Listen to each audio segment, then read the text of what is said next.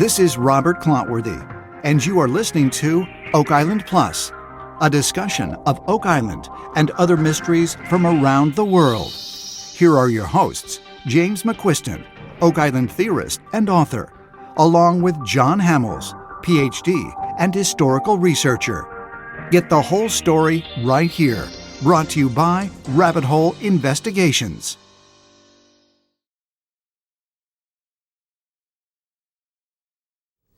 Hey everybody, I'm Doc Hamels and welcome to Oak Island Plus, episode 33.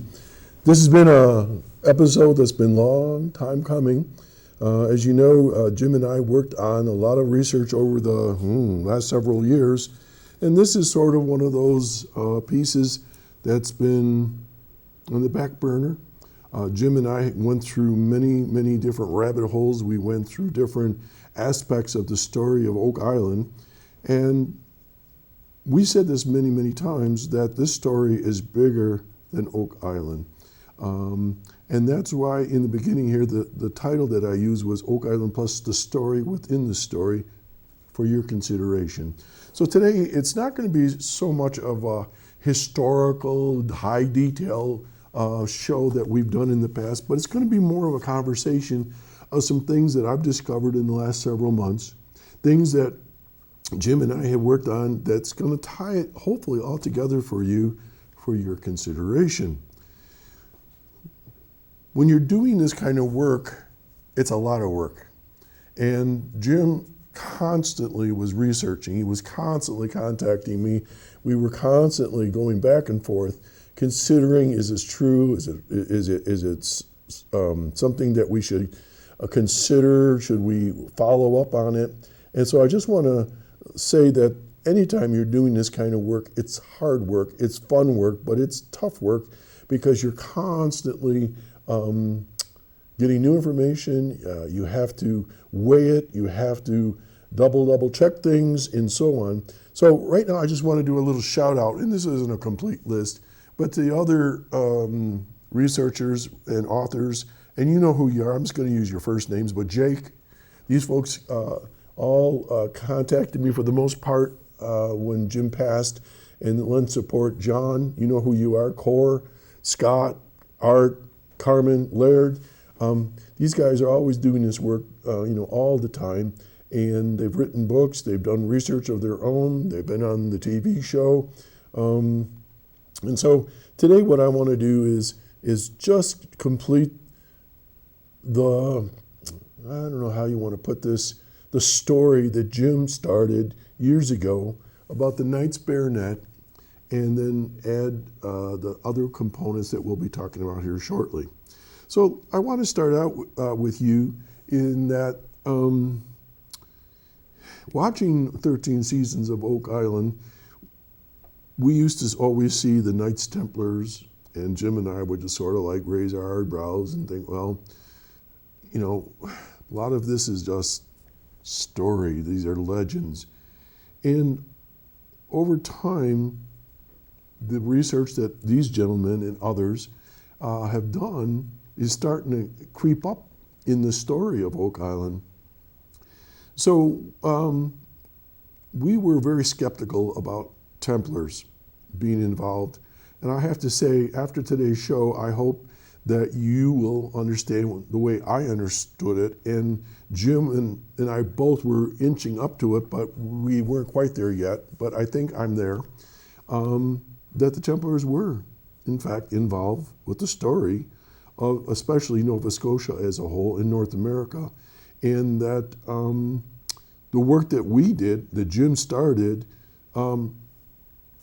is a bridge, it's a nexus, it's a connection to the bigger story of what's happened in Nova Scotia in North America. So I want to start out my next slide right off the bat here, if I can find it. And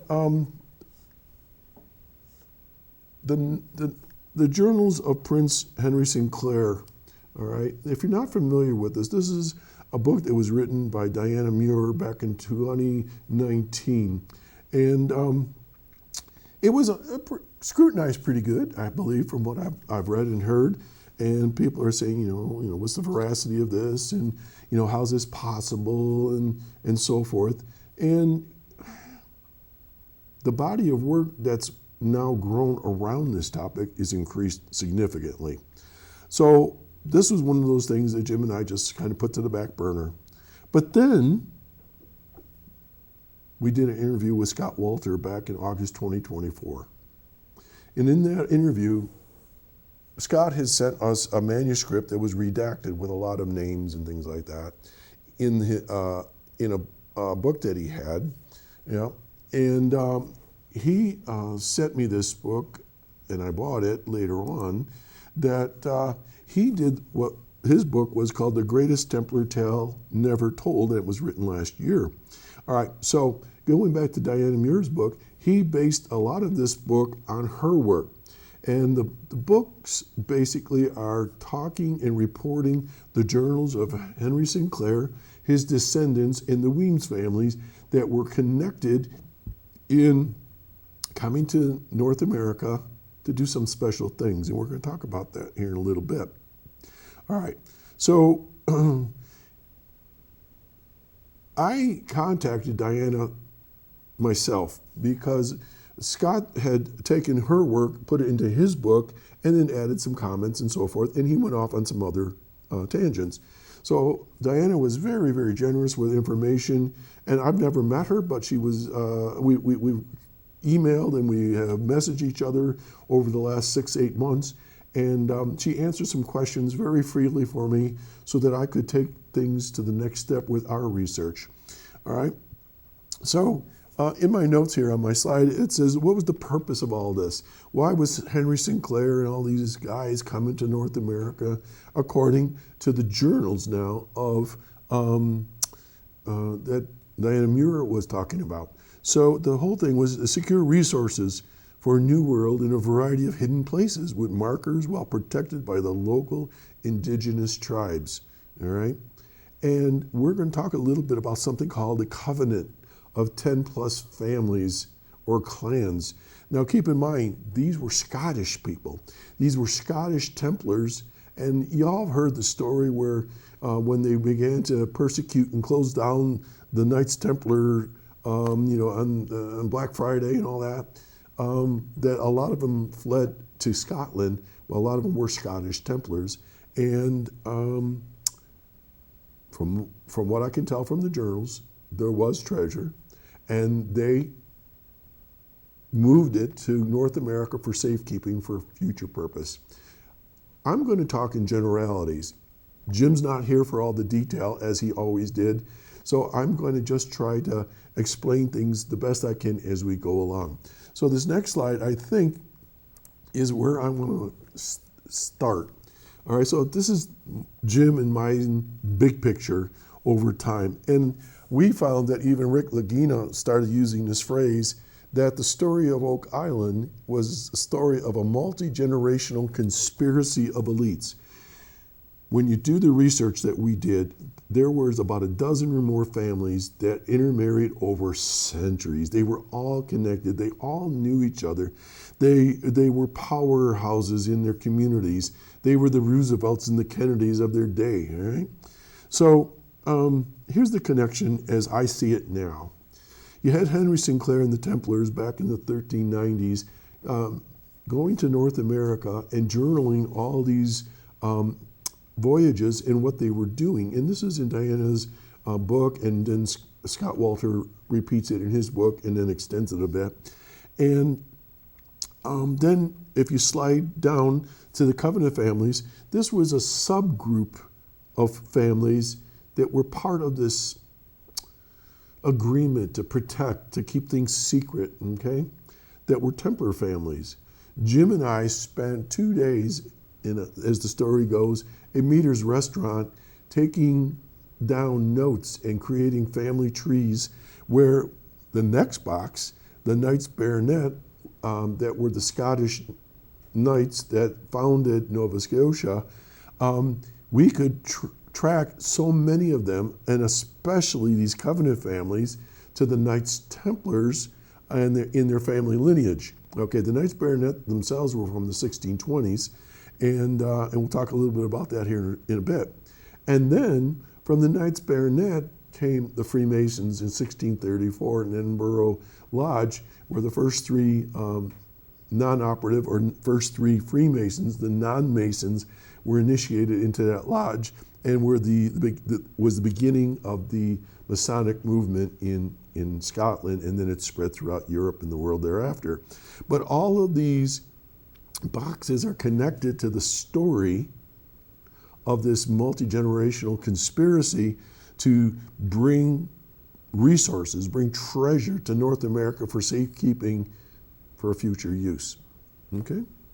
So Henry Sinclair in the journals actually had crew lists, and they had whether they were Templars or seamen, or they were navigators or captains. And when Scott was interviewed by us, he started talking about some of these names, and in the redacted transcript we had, manuscript, I started seeing names that I'm saying to Jim, these names are the same names, clan names, family names, as the families of the Knights Baronet. Now remember, the Knights Baronet bought land to start Nova Scotia as a colony, and they had to pony up a bunch of money, and they settled a lot of Nova Scotia. But this piece gets lost on the TV show very often, and they jumped over to the 1670s and so forth. They miss this piece, but it's an important piece. So on the next slide, I basically named families that were Templar names, and that they came up like 10 times at least in the Sinclair expeditions. So I'm going to read some of them real quickly. McDonald's, Ramseys, the Gordons, Strachan, Sutley, Caldwell, Stewart, Howard, Bruce, and of course Muir, which is interesting because that's Diana's clan. These guys were on the ships, and you might say, what do you mean ships? There were multiple ships that went to different locations throughout Nova Scotia and further into North America. And we're going to talk a little bit about that here shortly. So when I saw these names, these are names of the Knights Baronet, like, a couple hundred years later. So these families had descendants. They knew secrets. They knew things.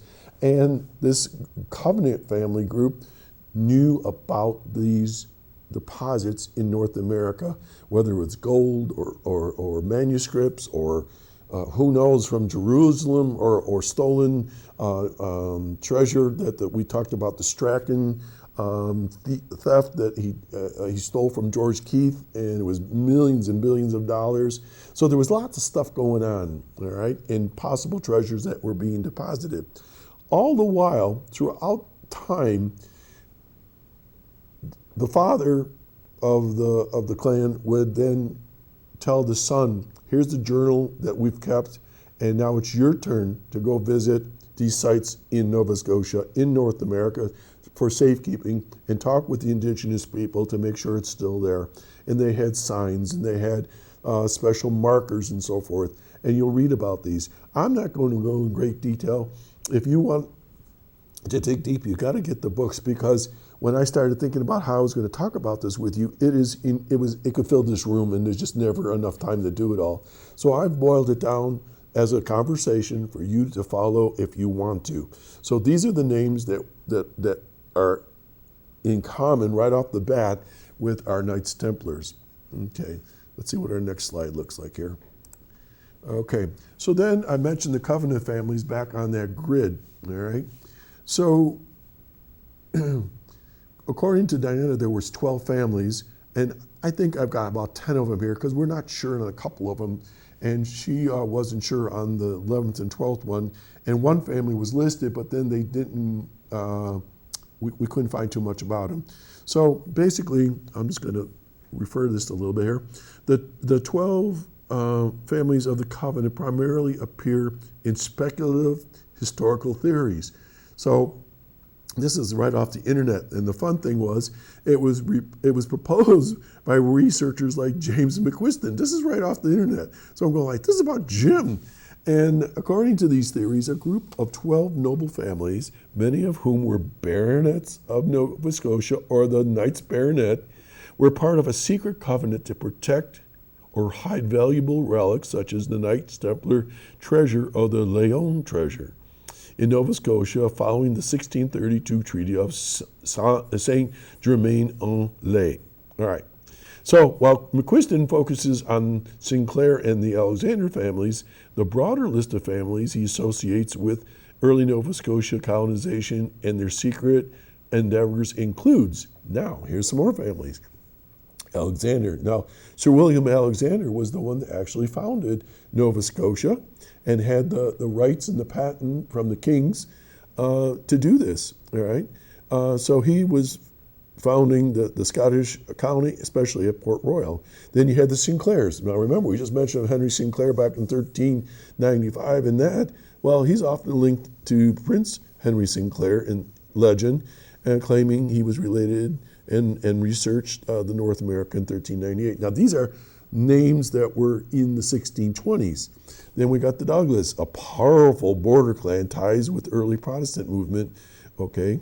Then Hamiltons, who were heavily involved in political and religious shifts of the 17th century. Stuarts, linked with their royal connections and participation in the baronetage of Nova Scotia. Montgomery, a family significant and with military and colonial interests in both Ireland and early America. The Murrays, early prominent settlers in Nova Scotia with deep ties to Presbyterian faith. You had the Gordons, the Grahams, and especially the Campbells, that name will pop up a lot. There were other major clan members from Nova Scotia that are talked about throughout the storylines. Okay, so these were the Covenant families. Now you might say, all right, what are we talking about here? From what I understand from Diana's work, these folks were a group of people back in the 1300s that, some reason, had an agreement they were going to protect these resources, this treasure, these deposits, and it was within these Covenant families. So they all knew each other, they knew the secrets, and they kept it within themselves. So now this is the story within the story. We talk about Oak Island on TV, and Jim and I talked about it, but that's why we called our program Oak Island Plus, because there's more to the story than just Oak Island. So as we'll see in a little bit, you had different ships coming in and out of this area. We talk about the Vikings having visited North America in Nova Scotia. It's all starting to come together now. So let's go to the next line, the next slide here, and this is the Covenant names from Muir again, all right? And what I did was I did a little bit of a connection here with Templar families, okay? The Knight Baronet that was connected to that family, the year that they became a Knight Baronet, land, grant, location, and then whether they were Freemasons. So now you're going to see a little bit more where I'm going is how these families were connected to the Covenant, to Oak Island, to Nova Scotia, and to Diana Muir's journals, that these families were all part of this subgroup of Knights Baronet, Knights Templars, and eventually Freemasons. So if we quickly go down the list, Sinclair was the Templar family, and a Knight Baronet was Sir James Sinclair, who was a baronet in 1636, and his property was at Cape Breton, and his family indeed were Freemasons. Why is that important? Because later on the Freemasons were involved with the Sinclair Weems journals, and they became the caretakers of these treasures as well, according to the story. The Weems, you had Sir John Weems in 1625, which was the first year that the Knights Baronets could be Knights Baronet, and his property was Anticosti Island, and they were big Freemason families. I mentioned Anticosti because you never hear about that on the TV show. It's a huge island right in the middle of the water, the ocean area there, as you get to the St. Lawrence River. It's an entry point. It's a guardian point. I mentioned one of the families was military. Wait till you see the way the Knights Baronet laid out their land grants, and then we'll see how the Henry Sinclair visited and potentially deposited things. It's going to be very interesting here shortly. You have the Alexander clan. You had Sir William Alexander Jr., 1625. His property was in Nova Scotia, another Freemason family. The Hamiltons, Sir James Hamilton, there was two of them, in 1628, 1635. Again, property in Nova Scotia and Cape Breton, and they were Freemasons. Then we have some that potentially were Masons down the road, but we didn't have anything clear to connect them. But you had the Livingstons, and they had their property, again, I mentioned Anticosti Island. This comes up. Balfour, all right? You had the Keith family, which we talked about was where that huge robbery was taking place by Alexander Strachan. And this particular guy was Sir William Keith, the son of George Keith, who lost all his treasure. His property was in New Brunswick, all right? And they went on to be Freemasons, both two different families. The Stewarts, James Stewart, Knight Baronet in 1627, his property was in New Brunswick. The Campbell family, huge family in the story of Oak Island and Nova Scotia.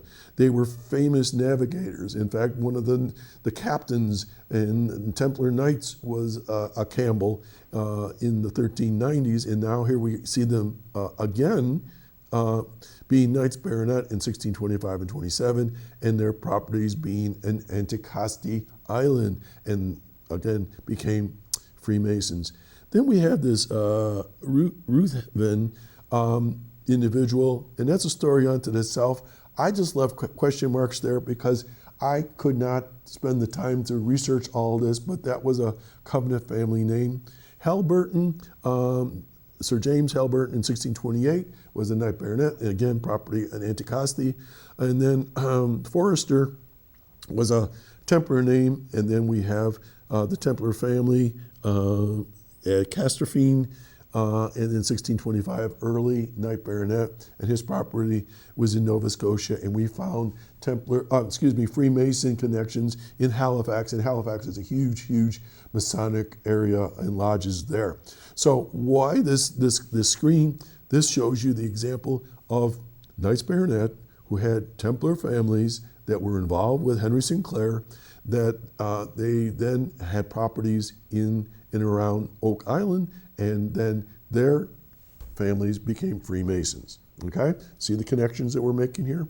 Jim and I were slowly climbing and getting to this point, but now I think you'll see that it's all connected and has something to do with Oak Island as well. Knights Baronet, next slide. Okay, so just very briefly, Sir William Alexander was the founder of Nova Scotia. It's a foregone conclusion, everybody knows that. He served under James I and Charles I, or this, I believe, both the son and father. There were Templar families involved. His son, William Alexander Jr., we'll see here in a second, actually came to Nova Scotia and did some settlements there, did a few trips over in the 1620s, and was highly involved with bringing colonists over to Nova Scotia.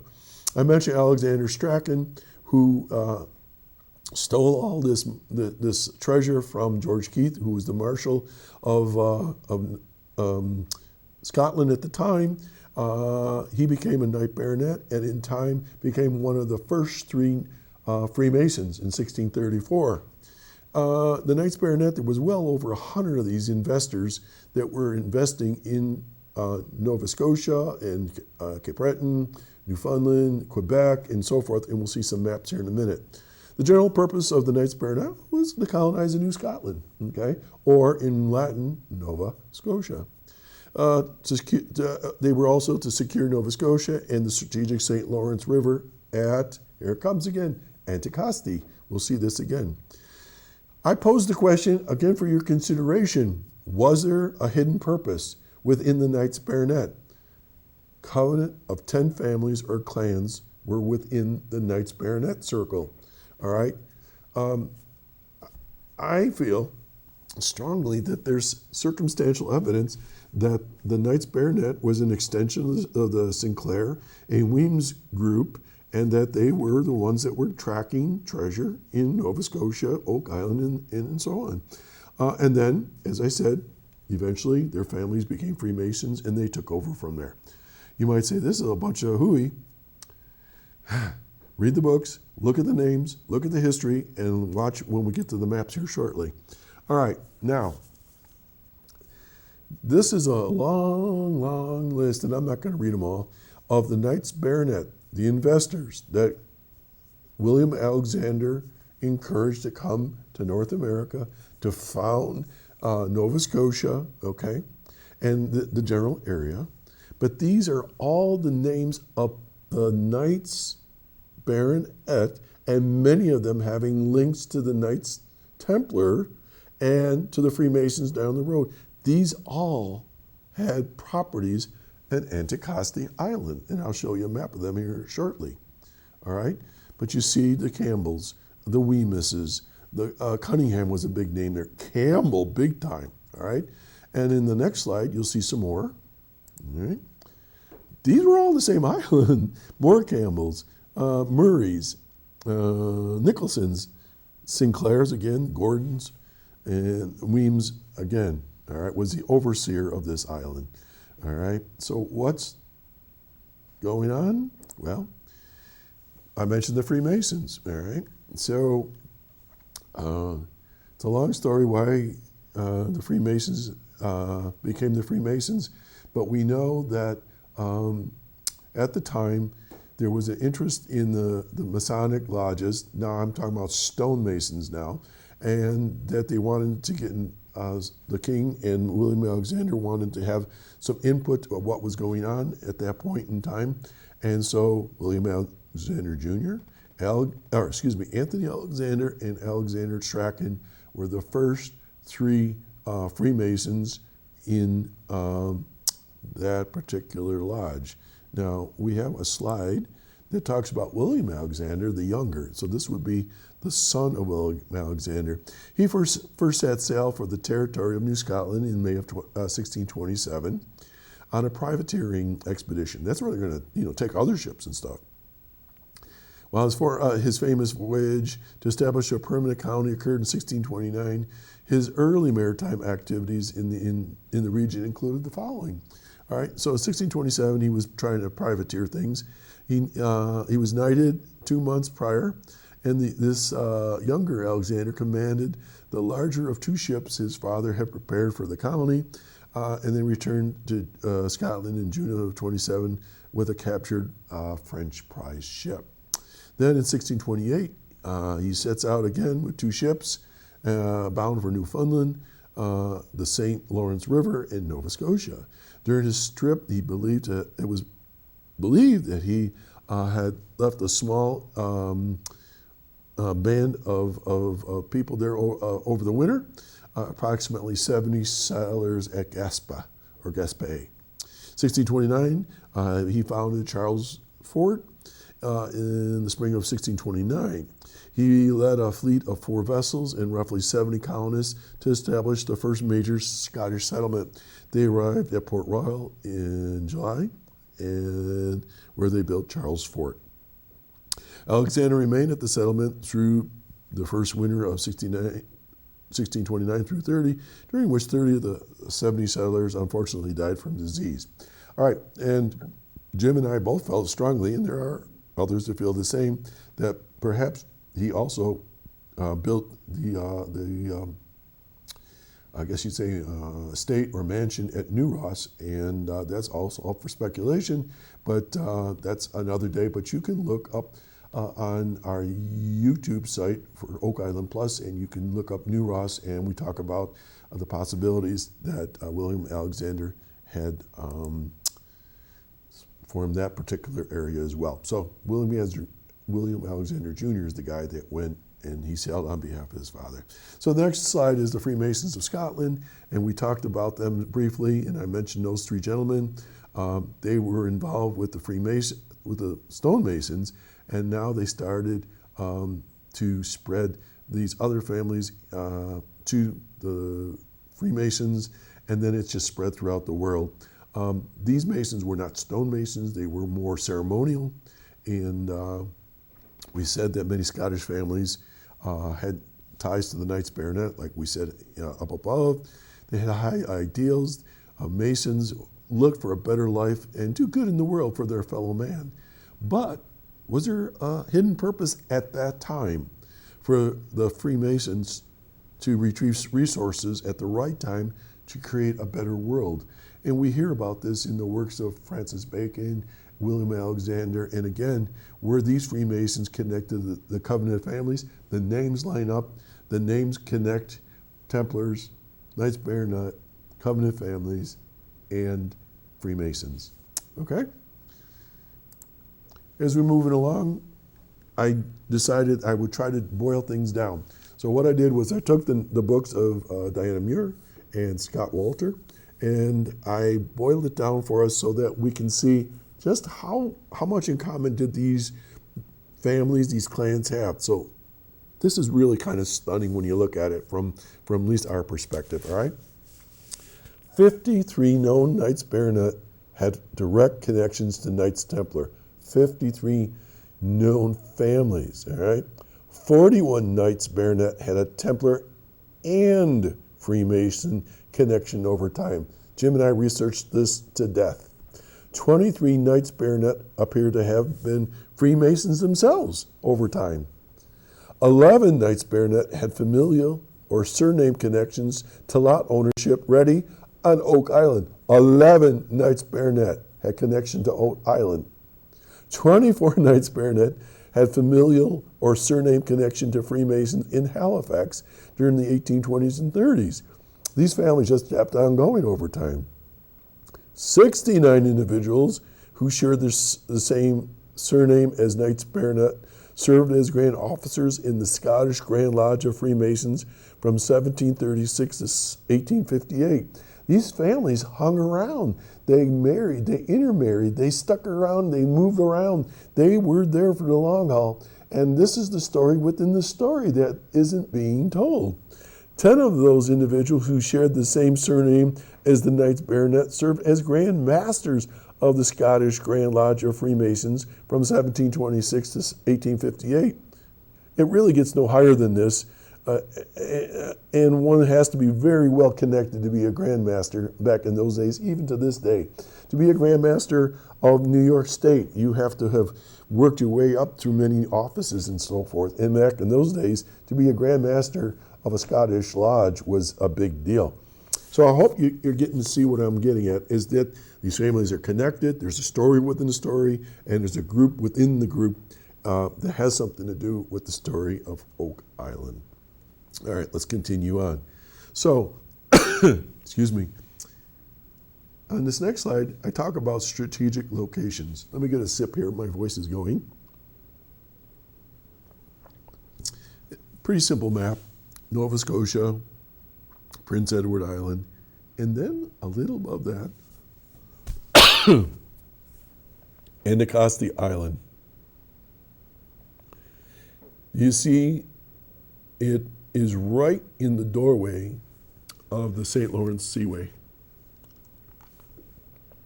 The St. Lawrence obviously is the gateway to North America and Canada. You see Newfoundland to the right. Then you have Nova Scotia to the bottom. Of course, you have Halifax, and in there, probably close to Halifax is Oak Island off the coast.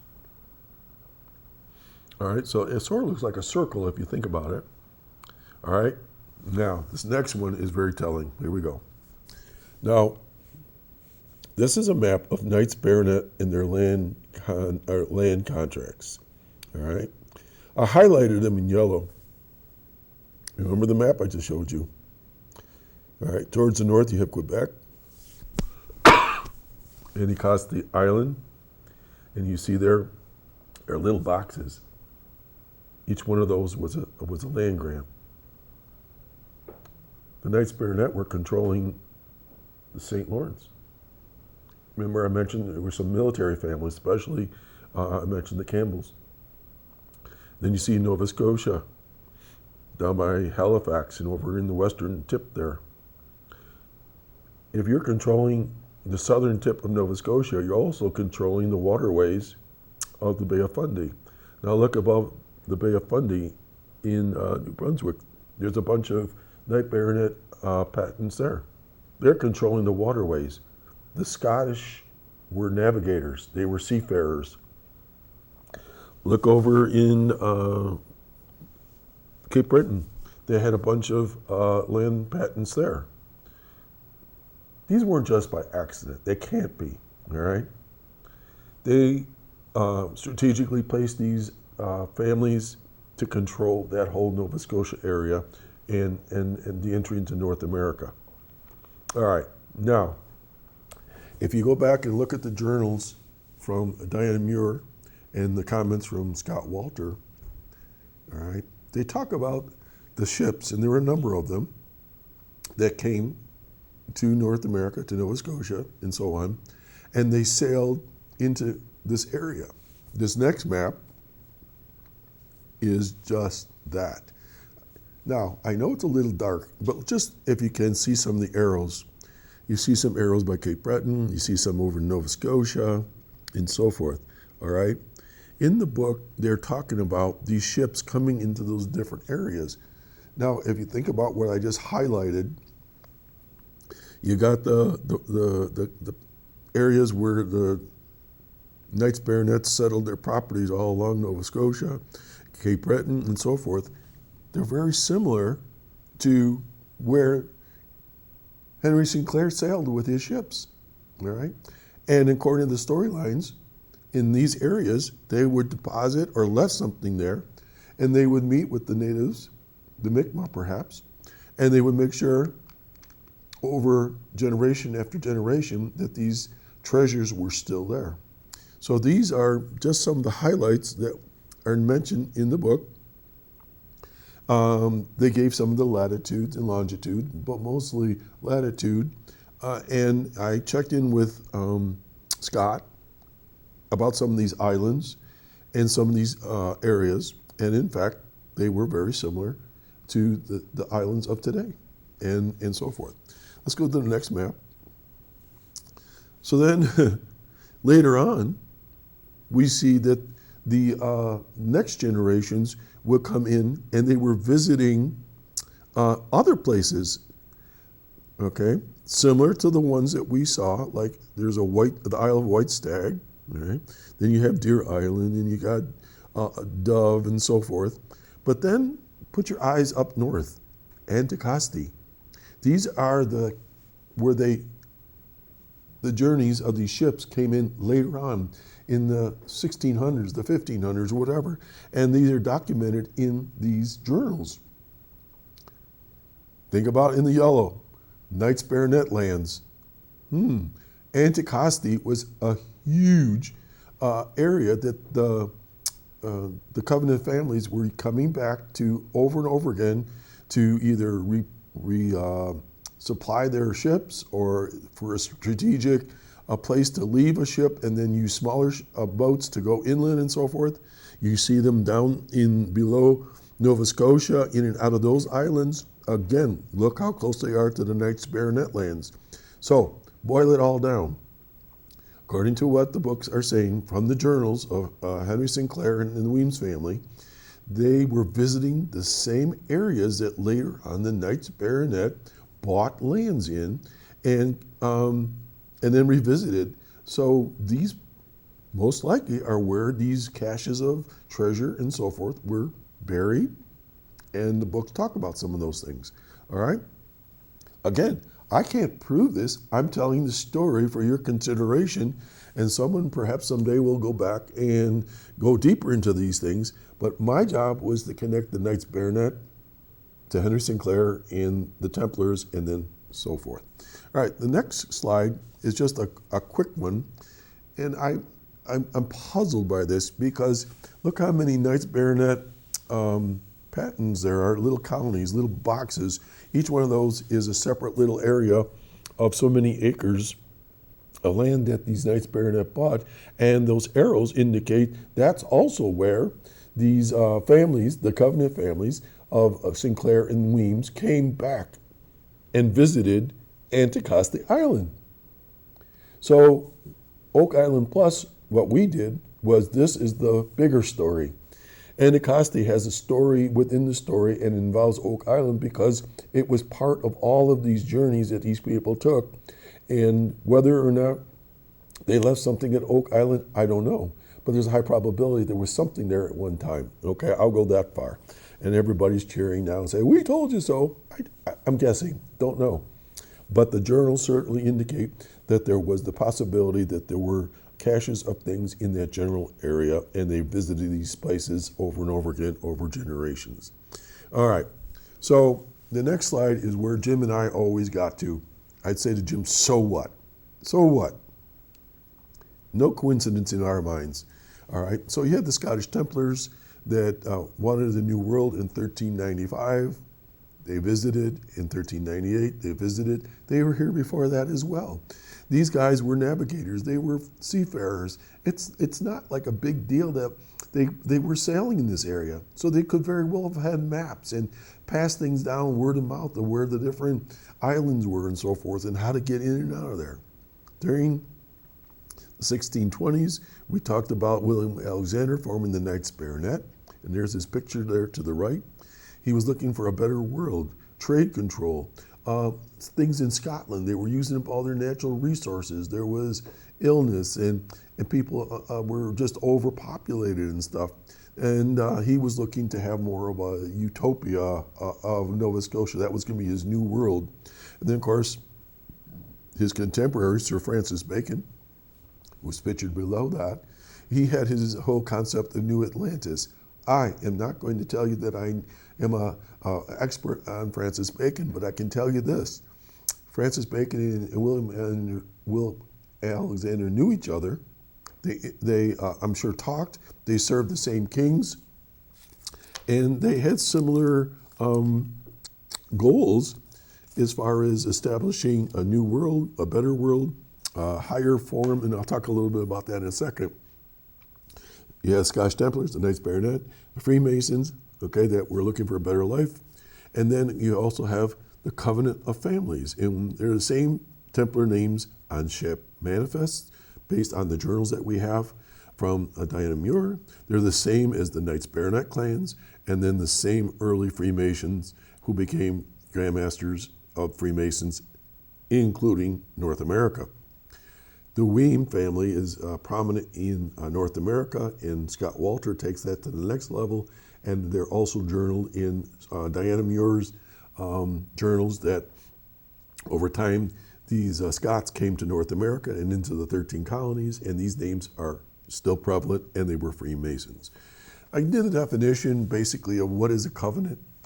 Simply put, it's a formal, solemn, binding agreement or promise between two or more parties.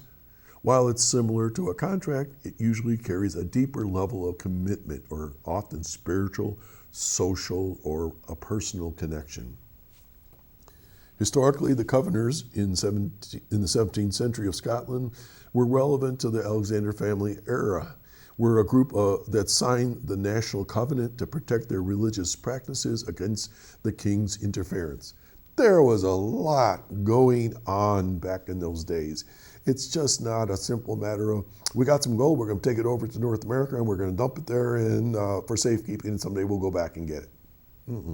Very, very complex ideologies, philosophies, political unrest, and so forth. And so what can we surmise from all of this, all right? So this is boiling it all down. When it's all said and done, after all I read and compared all the information and the names and the families, here we go.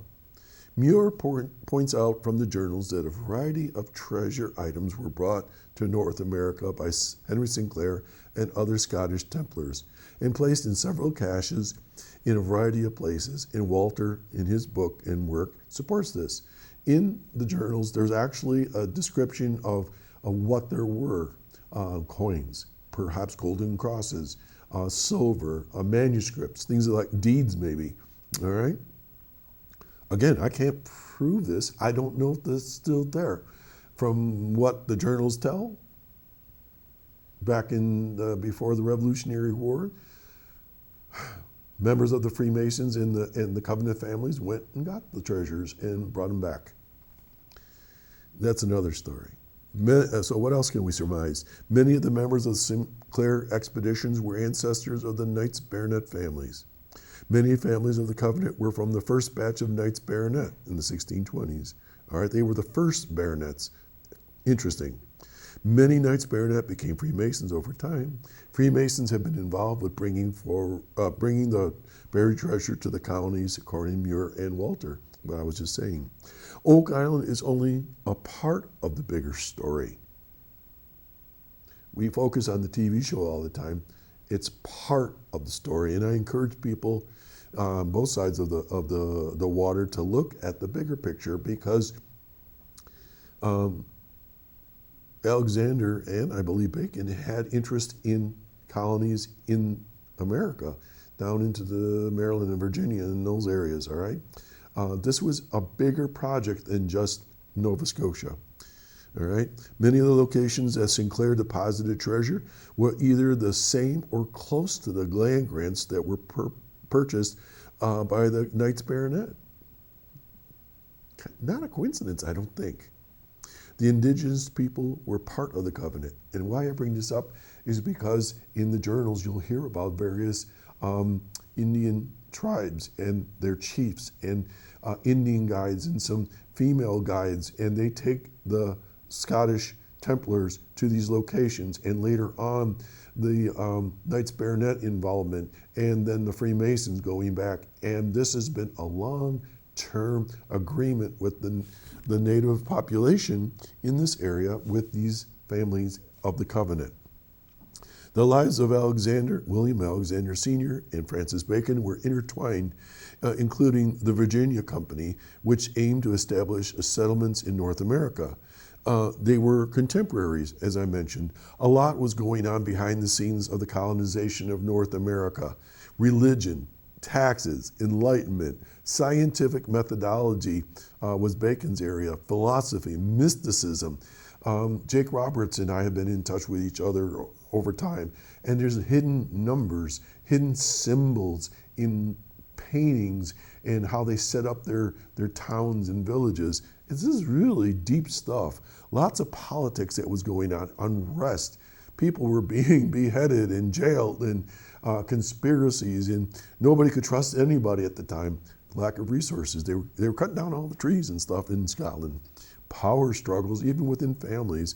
And of course, I mentioned conspiracies. You didn't know who you could trust. Okay, so finally, and I do thank you for checking in with me. I miss working with Jim, and I know if Jim was here, he'd be filling you in with more details. So this is just a very general presentation of what I found. So Jim and I uncovered so many connections. We provide you with information. There's more work to be done with this initial framework, but one story within the story is the greater story of Nova Scotia and North America, joint story. I need to reiterate that this portion of the story is the story of a group of Scottish elites who were involved with the protection of treasure and the colonization in the New World. It goes hand in hand. There were multiple layers, and to sort all the linkages would take weeks to explain to you, but they're there. These families knew each other and knew secrets. Some were involved for the common good of others, some for increasing their own wealth and for power.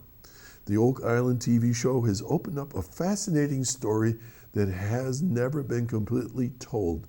Jim and I have done our part, all right? The other guys that I mentioned and gals that are still working on this, all right? There's pieces that go together. Now, use this train of thought and add in the Knights of Malta that Jim and I talked about. Isaac de Brazili, who came in right after the Knights Baronet. The French Knights of Malta was a huge part of this story, all right? And then you got, all the other pieces that they've been talking about. I think they go together. The main takeaway from this episode that I'm doing right now is that the initial Knights Baronet were the connection to the Templars from the late 1390s with the Freemasons beginning in 1634, and whatever was deposited in places such as Nova Scotia for safekeeping was for a better world, for the future. Some people think that these treasure caches were used to fund the Revolutionary War. Don't know. I just know that according to the journals, these treasures were taken out where they were hidden for hundreds of years and brought to the colonies.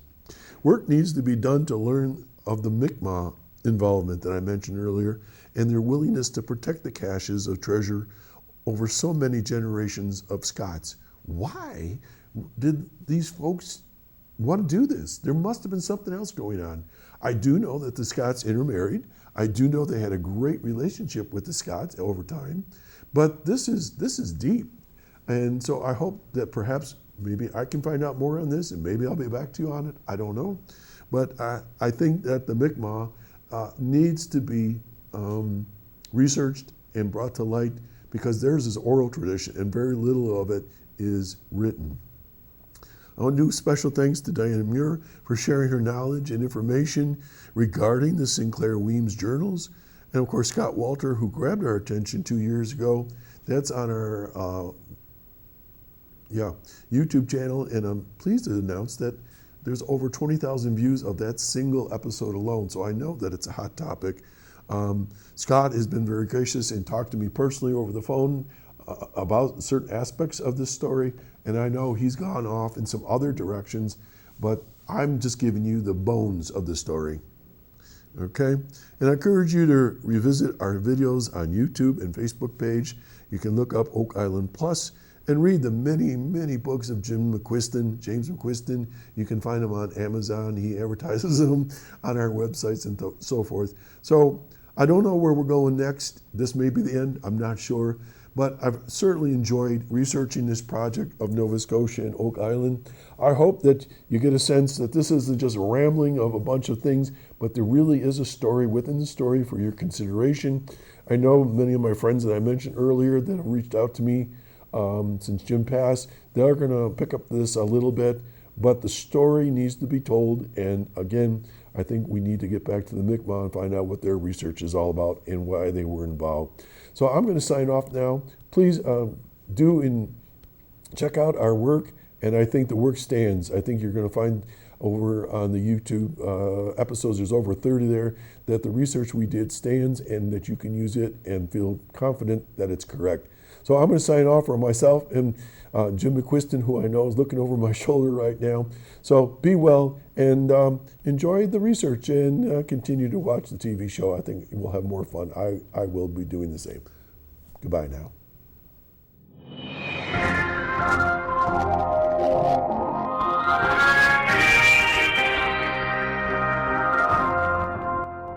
This is Robert Clotworthy, and you have been listening to Oak Island Plus, a discussion of Oak Island and other mysteries from around the world. Be sure to catch every episode.